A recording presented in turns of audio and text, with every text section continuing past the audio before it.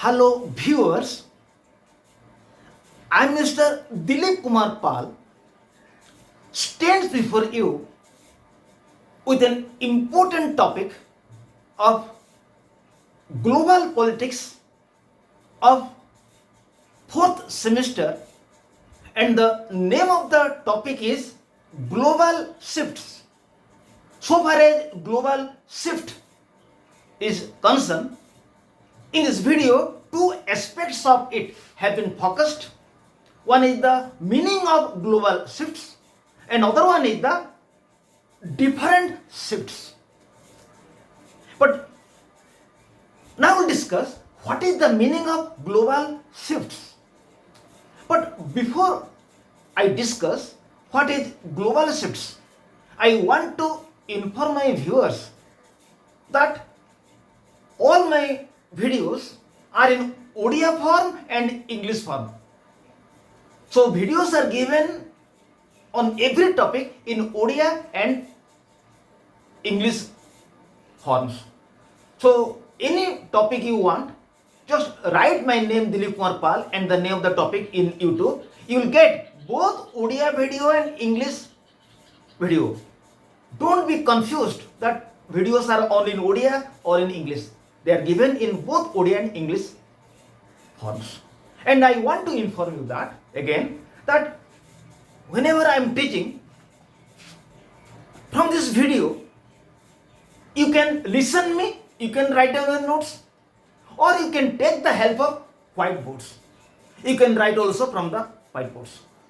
And again, I want to inform my viewers that if you have not subscribed my channel, subscribe, and intimate your friends also to subscribe, because in my channel, courses of plus 2 first year, second year, and from first semester to fourth semester of plus 3 level, here courses are placed in video form in my channel. And if you intimate, some students will be benefited, and a single help to somebody else, it is a great help to your friends. Let us start. What is global shifts? Global shifts means shift of power from one body to another, from one country to another, or from one organization to another in global sphere. It is global shift. So global shifts of power means whenever there will be change of power from one body to another, from one country to another, from one organization to another in the world level, in the global level, it is known as the global shifts of power. For example, up to 1648,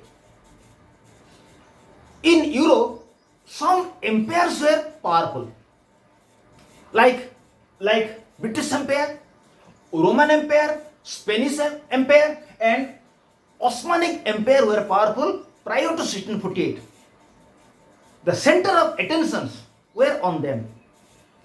But after 1648, some independent nations in Europe came to scene, and they became powerful. So in place of emperors, independent nations of Europe became powerful. And these European nations continued to be powerful up to 1945, up to the end of Cold War, up to the end of Second World War. They were powerful up to Second World War. And in the Second World War, up to the end of Second World War, European nations lost their importance. They became weaker nations. And after 1945 to 1991, USA and USSR became powerful. Again, there is a shift of power. First of all, prior to 1648, empires were powerful. After 1648, European nations were powerful. It was a shift of power. And European nations were powerful up to 1945. And after 1945, European nations lost their importance. They lost heavily in the war. So they became powerless. From 1945 to 1991, again, USSR and USA became powerful. They were powerful up to 1991. In 1991, USSR was fragmented. After that, USA became powerful. It is another shift of power from America and from USA, USSR to USA. Again, USA became powerful. Prior to 1991, USA and USSR were powerful. In 1991, USSR was fragmented and USA remained and USA became powerful. It is another shift of power. And after 1991, USA became powerful. But the economic development and technological development of USA was surpassed by many nations. So it was another shift of power. China, Japan, India, Brazil, and four tigers like Hong Kong, Singapore, Taiwan, Korea, they started to compete with USA. So many nations challenged USA. It is another shift of power. USA had no monopoly. Many nations challenged USA and they even crossed USA in technological and economical sphere. So it was another shift of power. And multiple nations became powerful. After USA, when USA was challenged, multiple nations became powerful. Then, nowadays, multiple nations are not powerful. Now, there is another shift of power. MNC and TNC are now powerful. Along with MNC and TNC, some group of nations are also now powerful, like a group of G20, a group of developing nations. Its headquarters is in Cancun, Mexico. And Group 7, an organization of developed nations, its headquarters is in Taormina, Italy. Now these groups are powerful. At present, no nation is powerful. At present, MNCs, multinational corporations, TNC, transnational corporations, and groups 7, group 20, they are now powerful. So, it is known as global shifts of power. So, global shifts of power means there is a shift of power. Previously, somebody else was powerful, but now somebody else is powerful. This shift of power is known as global shift of power. It means previously who was powerful, now he is not powerful. Now somebody else is powerful. This is global shifts of power. Okay, viewers, we are clear what is the meaning of global shifts of power. Now let's discuss different shifts of power. Stage 1. Up to 1648, in Europe, many empires were powerful, like Roman Empire, Spanish Empire, Osmanic Empire, and British Empire. They were powerful. Center of attentions were on them. Stage 2, there was a shift of power. They were powerful up to 1648. This stage 1. After 1648, they were not powerful.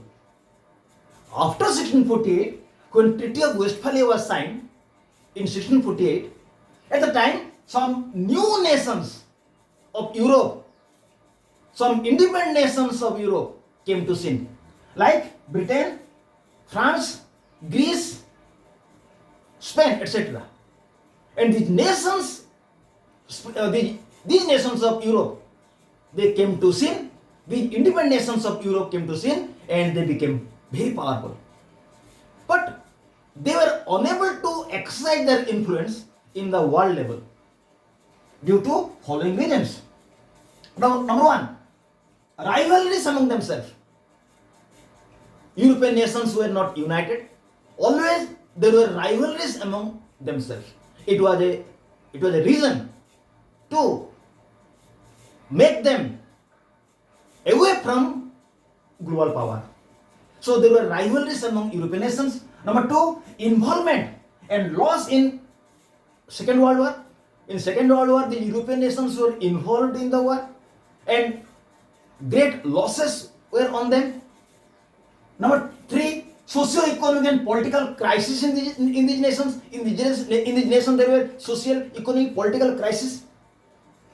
Lack of unity. The European nations had no unity. No initiative to solve world problems. They were not interested to solve world problem. Rather, they were giving attention to their European problems. So, before 1648, some empires were powerful. After 1648, some European nations were powerful. But they were unable to become global power. Stage 3, from 1945 to 1991, USA and USSR were powerful. In 1991, USSR was fragmented into pieces. Only USA remained, and USA continued to be a powerful country for some time. In stage 4, USA continued to be powerful for some years, but it was challenged by some multiple of nations. Even the economic and technological development of these multiple nations, they surpassed the economic and technological development of USA. So USA lost much of its importance. Some group of nations came to sin, like China, India, Brazil, and 4 tigers like Singapore, Korea, Taiwan, and Hong Kong. No doubt USA was challenged by these multiple nations, but these multiple nations were unable to become world power. First of all, take the case of China. China was unable to become world power because it had not much supporters. In the world, China had not much supporter nations. Most of the nations, they are not supporting China. Then it has boundary rivalries. So China is now unable to become world power. Take the case of India. In India, there are also lack of infrastructural problem, poverty. So India is also unable to become world power. Then Japan, Brazil, Greece, Korea, their geographic, their land is not much, their population is not much, so they cannot become world power. So now there is another, no doubt USA continued for a powerful country. USA continued to a powerful country for some years. But now, again there is a shift. Stage 4. MNCs and TNCs, multinational corporations, transnational corporations, they are now powerful. The multinational corporations, transnational corporations are powerful due to 4 reasons. Number 1, economic globalization. Due to economic globalization, they make investment and business in all nations without restriction. Due to economic globalizations, now national market of all nations are open. Due to this reason, multinational corporations, transnational corporations can easily make business and trade with every nations. Number 2, technological change. Due to technological change, multinational corporations and transnational corporations can easily make their business online. There is no need for them to enter into any country physically. They make business online. So it is another advantage for these corporations. Number three, information asymmetrics. Information asymmetric means these multinational corporations and transnational corporations have much developed informations, developed knowledge than nations. So they are now playing very important role. Finally, ideational change. Ideational change means some new type of ideas now has come up, like neoliberal idea. On the basis of neoliberal idea, now the power of the state have been reduced. Privatization is encouraged. So MNC and transnational corporations, they have now greater freedom to make business in the world. So now MNC and TNC, they become very powerful. It is another shift of power. Finally, stage 5. Nowadays, some groups are playing a very important role. Like a group of G20, it is a group of developing nations. It is headquartered in Cancun in Mexico. And Group 7, it is an organization of developed nations. It is its headquartered in Italy. The place is Taormina. Now these groups are playing important role in solving world crisis like climate change, ozone depletion, then biodiversity, marine pollution, then acid rains, pollution in environment, etc. So, in this video, I have discussed what is a global shift of power. Global shift of power means there was a shift in power. It means previously the body or nation or organization which was powerful, now somebody else is powerful. This is global shift of power. Then we have discussed there are different shifts of power in these 5 stages. I request my viewers to make best use of this video through listening me and observing the whiteboard. And all my videos are in Odia and foreign English form, and make best use of this video. Thank you. Goodbye to all.